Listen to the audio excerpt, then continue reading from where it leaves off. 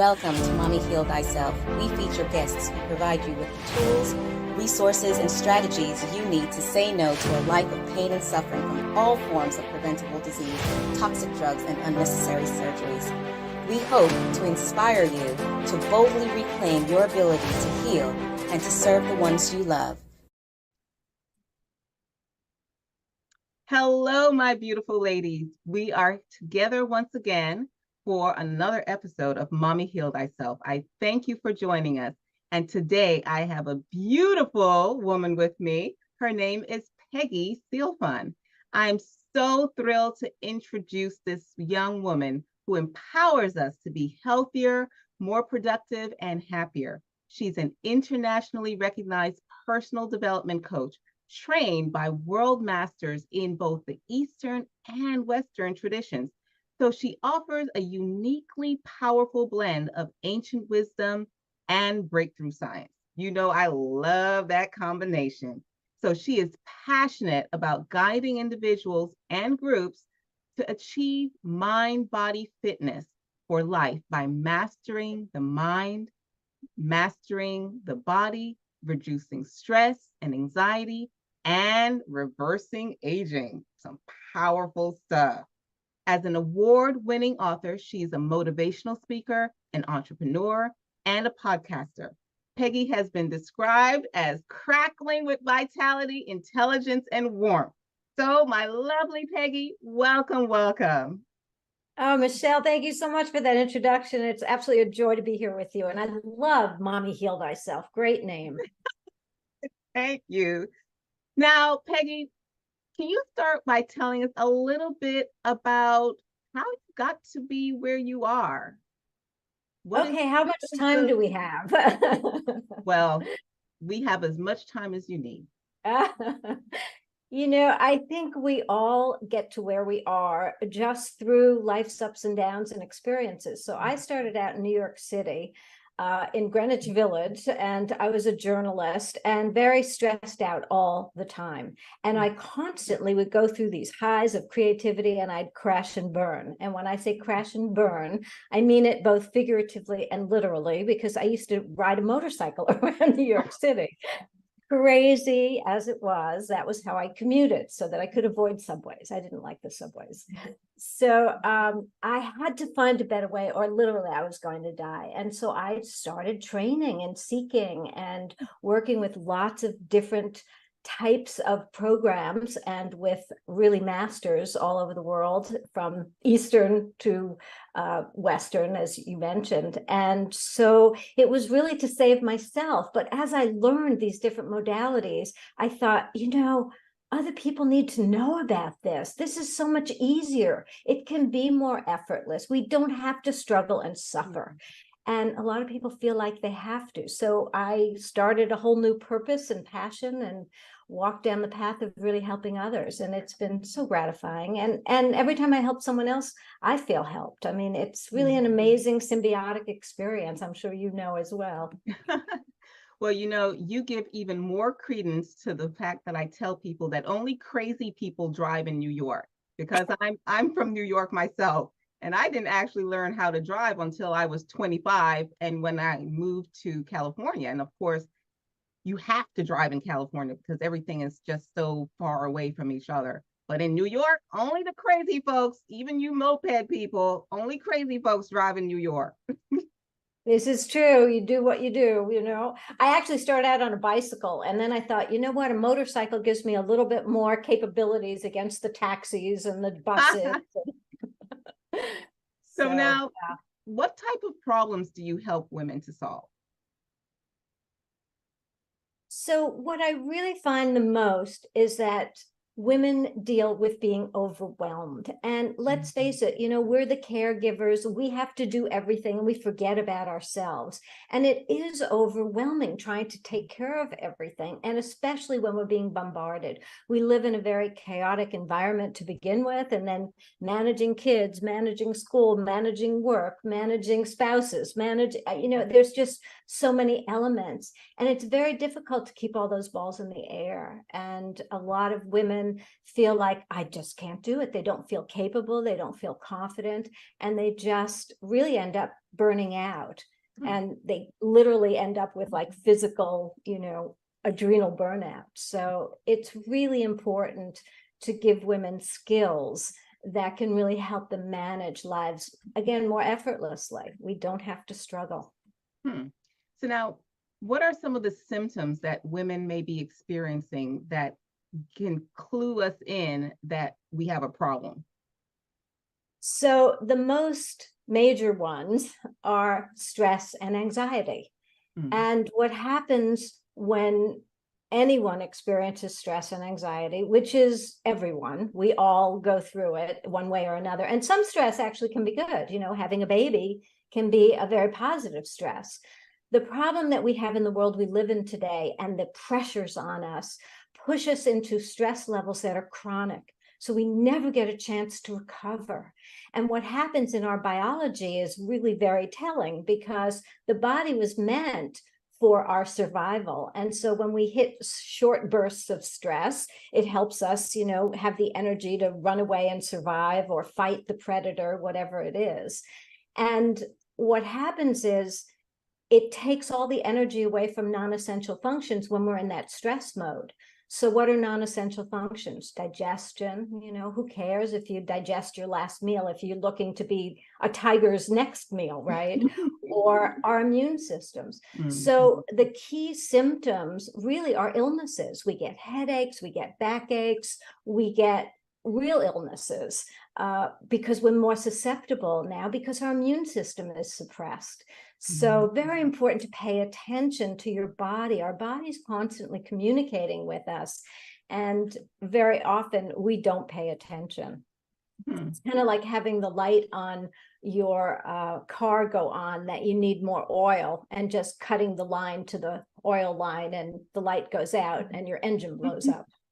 Yeah, we do talk a lot here about root cause approach as opposed to just the Band-Aids. So now, what are some of the common mistakes that women make when they say, okay, I see I have a problem and then I want to solve that problem, but what are the mistakes that a lot of times these women are making before they get to you? It's interesting. What I find is that most people in general haven't really learned coping skills. And unfortunately, in our culture, what we have learned is power through. Stress is normal, just power through it. You'll be fine. Oh, don't pay attention to the headache. It'll go away. Yeah, it'll go away, but so may you. It's really important to pause, to stop, pay attention to those symptoms, and then address them. And there are some very clear ways to address them. And again, in our culture, you have a headache, oh, pop a pill. That's not treating the root cause, as you just mentioned. And that really is the most important, is to look at the root cause and begin to address that. I'm so glad you mentioned that, because that's really key. So other than trying to power through and simply just popping a pill, are there any other mistakes that they tend to make? Again, a lot of women feel, well, we can do it all. There's no problem here. And so they have very high expectations of themselves. And not that they shouldn't have those high expectations, because we are way more expansive than we even realize. But again, we need to develop better methods of managing all of these different influences. And so a lot of times too, I find that people try to find a self-help solution. They try one thing, oh, that doesn't work for me, I can't do that. And then they start really beating up on themselves. I'm no good, I don't do anything right. And there's all this self-talk that happens that starts getting, exacerbated, and it's over and over again. And so that's one of the things too, is beginning to pay attention, not just to the symptoms, but what are you telling yourself? When you're running late for that appointment, and you're late because your kid was sick and you had to get somebody to take care of them, and so now you're late and you're beating yourself up and you're telling yourself all these awful things, and that actually has a huge effect on your ability to A, cope, and again, B, your cells hear what you're saying. Yeah. And if you start telling yourself, I'm no good, I can't do anything, your cells align to show up that way. And that's not what you want, right? So Yeah. it's really important to just pay attention to all of those little signals and then be able to shift, be able to adjust. So is there a number one tip that you would give women? So the number one tip is, and this almost sounds counterintuitive, and most women say, oh, I don't have time, is to really stop, to pause. And it could be as little as 3 minutes, and take time for yourself to reset and to regroup. And in fact, in the neurosciences, we've learned that if you're focused on a project, let's say, you're doing a work project and you're sitting at the computer, every 2 hours, you need to pull away from the computer, get up, do some jumping jacks, walk around the block, close your eyes, focus inward, whatever's comfortable for you, but you need to take a break from that project. Because after a while, the brain actually gets dull and it's not firing. The energy isn't moving through your body, especially if you're sitting. I actually work at a standing desk right now. As I'm talking to you, I'm standing. And that helps the energy. I really find that very, very helpful. But so very important to really take what I call timeouts. And there's a lot of different ways to do that. And it's also really about self-care, taking time to really take care of you. You know, when we fly in an airplane with a child, they always say, put on your, air before you put it on your child, because you have to take care of you first, or you can't take care of anyone else, Yeah. That is such an important tip in terms of taking time to what I refer to as breathe, to just breathe in the moment, and a lot of time, as you said, women will say, oh, I don't have time. I'm like, no, you need to make time. You need to understand how critical this is. And as you said, the brain only can go but so far, and then it becomes actually counterproductive. It becomes less productive the longer you go beyond that. So, I mean, for me, I have my wonderful accountability buddy, my little fur baby, who sits underneath my desk. And after about 2 hours, she starts woof, woof, whooping and going completely crazy. And it's like, Mom, it's time to leave the computer, leave the computer. And I'm like, okay, it's time to walk away, And so that's my system.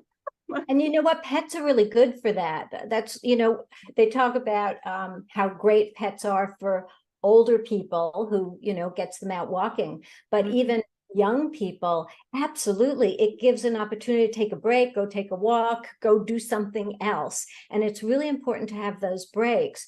And what I have found, and especially with a lot of my yogic training and meditation training and so forth, I've found that by taking these timeouts, these little pauses, you actually expand time. It gives you more time because you become more effective.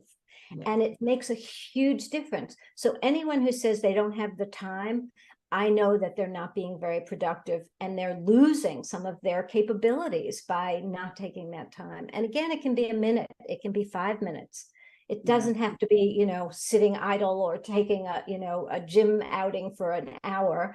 It can be shorter spurts, and just start grouping them together over the day. And then at the end of the day, you feel great. In fact, I taught a program to a hospital group, and I did just like a 5-minute meditation for them that I sent them home with homework assignments to practice this every day. And after about 3 weeks, one of the gentlemen came to me and said, thank you, you've changed my life. And I was like, what? And he said, you don't understand. I used to come home from work and I was a vegetable. All I could do was sit on the couch and watch television. And I had no quality time with my 2 daughters and my beautiful wife. And now just taking that 5 minutes after work has given me a whole evening of fabulous vitality to be with my family. So thank you. Yeah, I mean, it works. It's just the big part, the big challenge is getting yourself in a habit of practicing doing that, taking those timeouts. And it's got to be regular so that it's like brushing your teeth. It just becomes a habit. Yeah. So now, is there a particular book or program or talk or experience that has been most impactful on your life? So one of my ahas was training with world-renowned yogi master Amrit Desai. And I ended up writing a book with him. And a lot of the techniques and understandings that I learned from him are clearly universal. And with all the other trainings I've done in functional medicine and neurosciences and all of these other areas, they all point back to the effectiveness of what I learned training with him and learning how to connect mind body, which is why I founded the Mind Body Fitness for Life program, because that really is the essence of empowering yourself and being your whole self. We function so much in our minds, our egos, and it creates illusions of reality. And so we react to people in ways that aren't really about that person. It's about us reacting to them from some past experience. So it's really about learning mindfulness, learning to be really present in the moment, learning to let go of some of those attachments to things that are not serving us. And that really allows you to be more empowered in every part of your life because you show up. You're really there rather than just a figment passing through on your way to the next task, right? Yeah. Tell you. So, do you have a free, valuable resource that I can direct women to that will further help them in their journey? Well, one of my favorites to share is an audio recording, and it's 3 minutes to de-stress. And so it's just 3 minutes, and you can actually go to the numeral 3minutes2destress.com and download it. And what I always recommend is download it onto your phone and then schedule an appointment for yourself, like every afternoon at 3 o'clock when we usually hit a mid-afternoon slump. Just do that for 3 minutes. Or if you have trouble sleeping at night, just take those 3 minutes. It calms your nervous system. It helps you really be able to focus inward. Self-discovery is a big part of becoming empowered and learning more and more about your own capabilities. And just taking this 3 minutes every day becomes a really good training. And then instead of defaulting when you hit a challenging moment or an irritation to the stress and anxiety or frustration, it begins to train your brain to default to this place of what I call calm awareness, where you can manage things, where you see solutions, where before you may have seen only problems. Now you have a bigger picture because now you're more wholly, fully mind, body present. So it makes a huge difference in just 3 minutes a day. And please, who doesn't have 3 minutes? I'm only asking for 3 minutes. Well, ladies, don't worry, because I'm going to make sure to include the link to that wonderful resource because I want to download that particular audio. Because as Peggy said, we can all designate 3 minutes. So all of those excuses about, oh, I don't have time, nix it. I don't even want to hear it. You have 3 minutes that you can dedicate to this. And now, Peggy, go ahead. Yes. No, and I really want women to experience it for themselves and notice when they do it, how much more capable they feel. It's almost like you had a little nap in the middle of the day. So nice. It really makes a difference. I can't wait to hear some of the feedback. Awesome. So what is the one question that I should have asked you that would help our women to create lives filled with power, passion, prosperity, and peace? So I think the biggest question, to be honest, is one that we each need to ask ourselves. And that is, how much do I love myself? And it's so important to have and develop that self-love. And one of the things I do with a lot of my clients, I loved Louise Hay. She was just brilliant in the simple programs that she offered people. And I often do this with my clients where I task them with a 30-day challenge. Every day, they have to, as they get up to brush their teeth in the morning, look in the mirror, look into their own eyes and tell themselves why they love themselves.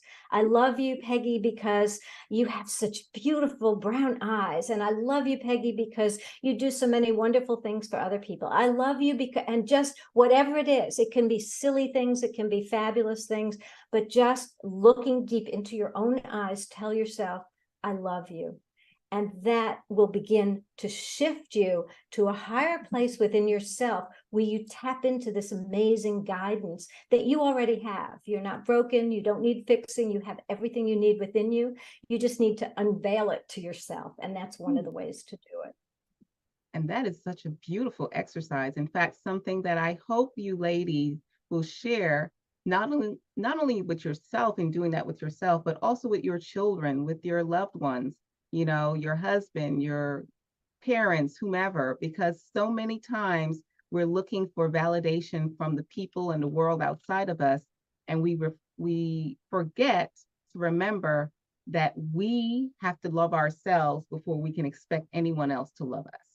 So, absolutely. So true. And actually, just as an aside, there's a breathing technique in the 3-minute to de-stress that I often teach children. And it really helps children deal with their angers and frustrations. I've even taught 5-year-olds. So something else just to tuck away and perhaps use.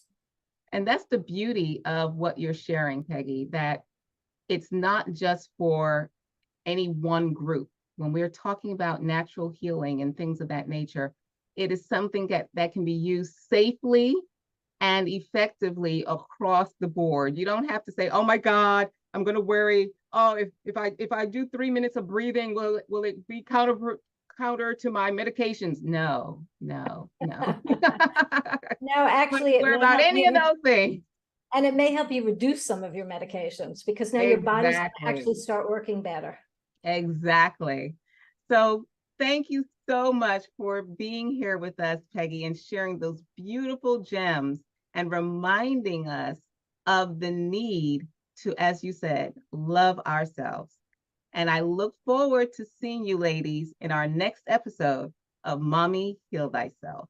Until next time. Michelle, awesome, beautiful. Bye-bye. Thank you for tuning in for this episode of Mommy Heal Thyself. If you like what we're doing here, please share, subscribe, like us, and leave a comment. Your feedback is very much appreciated.